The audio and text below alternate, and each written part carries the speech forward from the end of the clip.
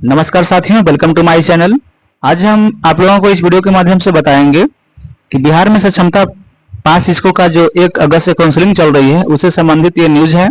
तो जिन जिन शिक्षक साथियों का अभी तक काउंसलिंग नहीं हुआ है उसका शेड्यूल बिहार सरकार शिक्षा विभाग के द्वारा जारी कर दिया गया है।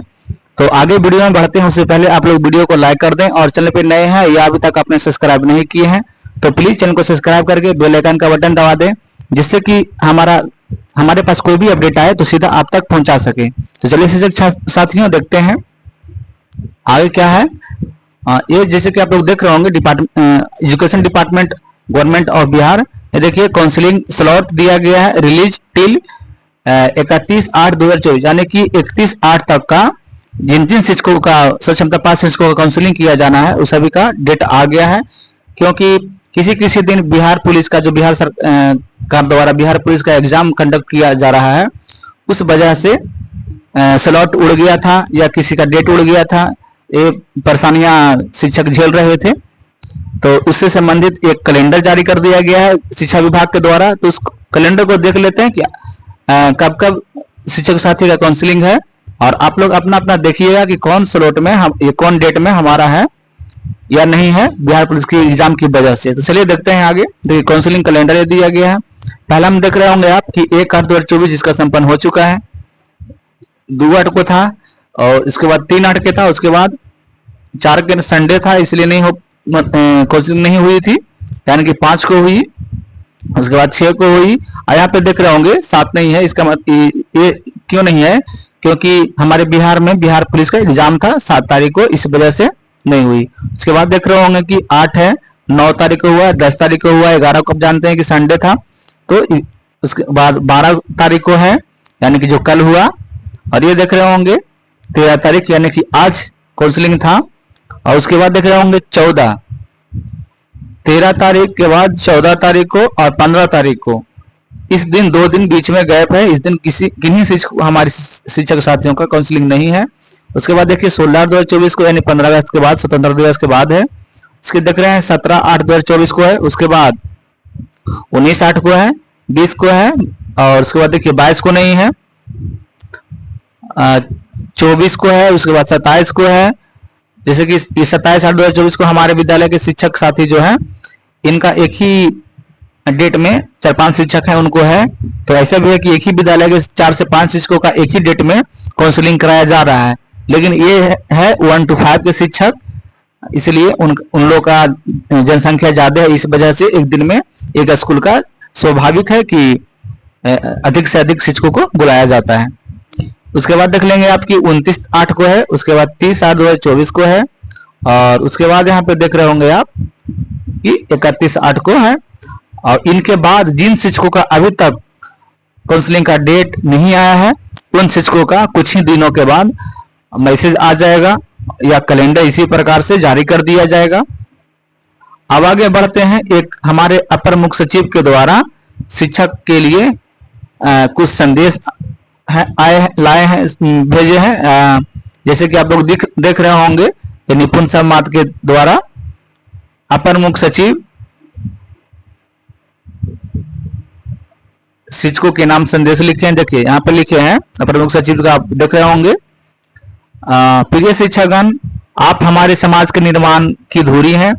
आपके प्रयास और समर्पण ही हमारे छात्रों को भविष्य में सफल और संपूर्ण नागरिक बनाते हैं। हमारी पुरातन व्यवस्था इस बात का पुख्ता सबूत है कि हम सिर्फ कुशल श्रम शक्ति का उत्पादन नहीं करते हैं बल्कि नैतिक और सौंदर्यात्मक बोध वाले संवेदनशील संपूर्ण मानव का विकास करते हैं। गुणवत्तापूर्ण शिक्षा और मानव संसाधन के विकास के आलोक में वैश्विक पटल पर हम अपनी पहचान भी बना चुके हैं। लेकिन ये सब हम लोग पहचान बना रहे हैं, लेकिन कुछ पदाधिकारियों के द्वारा या और अन्य लोगों के द्वारा ये हम लोगों को नीच भावना से देखा जा रहा है, जो कि आप समझ रहे होंगे। ये देखिए वर्तमान शिक्षा प्रणाली के कुछ मुख्य उद्देश्यों में से प्रशिक्षण का या कौशल विकास विशेष निर्माण तथा एक आत्मनिर्भर व्यक्ति का विकास करना है। शिक्षा के अंकित उद्देश्य बाजार की मांगों के अनुसार कौशल विकास पर केंद्रित है, अर्थात शिक्षा के माध्यम से विशेष शैक्षणिक ज्ञान में विशेषज्ञता हासिल करना और छात्रों को आर्थिक, भौतिक और तकनीकी रूप से सशक्त करने के लिए एक संसाधन के रूप में तैयार करना है। यह शिक्षा के व्यापक उद्देश्यों की संकीर्ण पर हमारे छात्रों के मानवीय संवेदना विहीन एक रोबोटिक संसाधन के रूप में विकसित करने का बल देता है। आगे लिखा गया है संदेश में इनका कि शिक्षा केवल आर्थिक उद्देश्य के लिए ही नहीं है, यह मानवीय संवेदनाओं, नैतिकता, सौंदर्यबोध और आध्यात्मिकता के को भी सक्रिय करने का माध्यम है। सही बात है। अगर शिक्षा इन मानवीय गुणों को विकसित करने में असफल होती है तो यह दोषपूर्ण और खतरनाक हो जाती है। भले ही ऐसी शिक्षा कुशल श्रम शक्ति का उत्पादन करे जो राष्ट्र की विकास दर को बढ़ाता हो। जब हम अपने बच्चों को नैतिक, सौंदर्यबोध और आध्यात्मिक रूप से समृद्ध आत्मा को विकसित करने का अवसर नहीं देते हैं तो हम उनके मानसिक स्वास्थ्य को नुकसान पहुंचाकर उन्हें एक ऐसा भौतिक मानव बना रहे होते हैं जो आक्रामकता, अस्थायी अशांति, भय, मानसिक दबाव और आध्यात्मिक रूप से गरीब होता है।